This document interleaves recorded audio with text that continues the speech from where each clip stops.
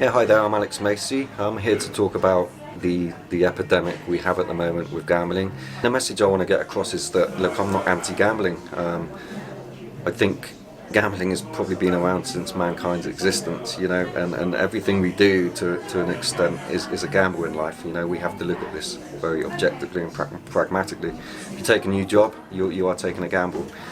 However, we can't be in a situation where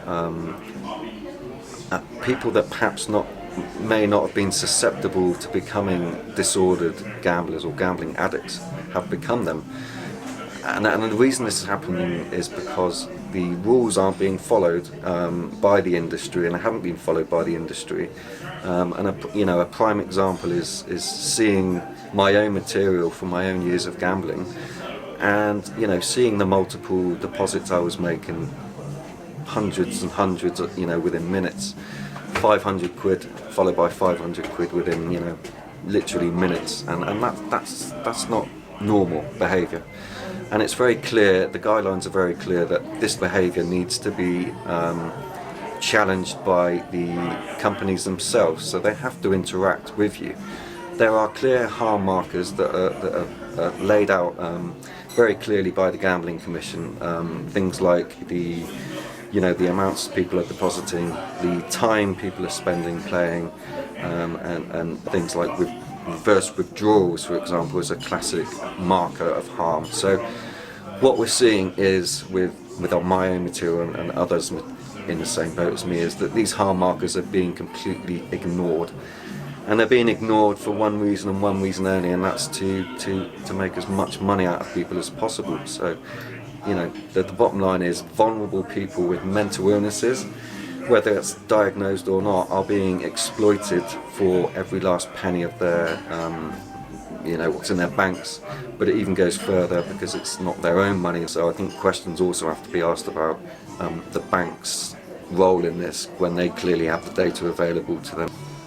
Yeah, so I was a part of the all-party parliamentary group looking at the gambling industry. I gave evidence myself, shared my story and experience, as did some other brave people. And there are a series of other, influential people giving evidence as well, including Gambling with Lives, a charity that was formed because they lost their son to suicide through gambling. On the back of the APPG, a report has been released with several very common sense recommendations as to what needs to be done, and I'm actually thinking that every single one of them needs to be implemented because, as I say, they're common sense factors or suggestions. For example, banning the ability to gamble online on a credit card. It's quite self-explanatory that it's just a ridiculous thing to be able to do, and I don't know why it hasn't been addressed by the Gambling Commission up until this point. But I think the biggest and most interesting suggestion from the APPG was to suggest that online stakes should be reduced to £2, and I actually applaud them for doing this, because people may or may not know that a very successful campaign trying to get the fixed odds betting terminals in bookmakers, the stake reduced from £100 per few seconds to £2 was successful and was implemented this year. So it kind of stands to reason that if that has happened in a bookmaker, then why wouldn't it happen online? At my worst, I was betting £900 on a spin of a roulette wheel, and that's literally all the money that was available for me to spend on normal things in life. So I didn't have the holidays, I didn't have any savings. And the message to the industry is, embrace this this suggestion of the £2 stake, because it makes complete sense, and it will be a great help to a lot of people.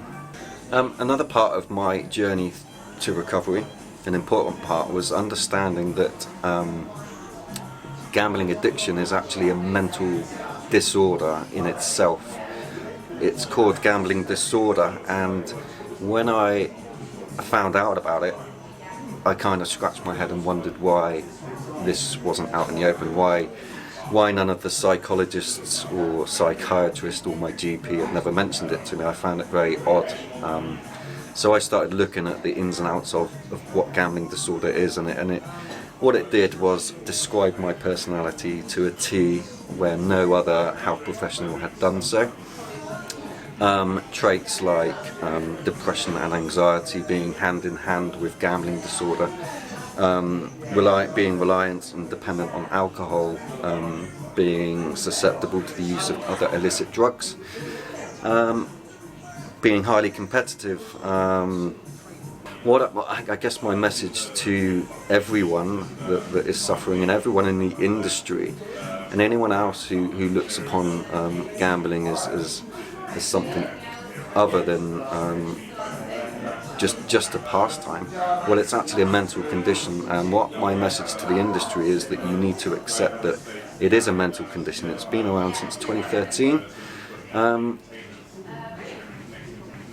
And I have to say, I feel that you have exploited people that have been vulnerable, that have suffered from mental conditions. So I think it's high time that, that the industry accept this and look to recompense people for the exploitation that has happened by not following the rules.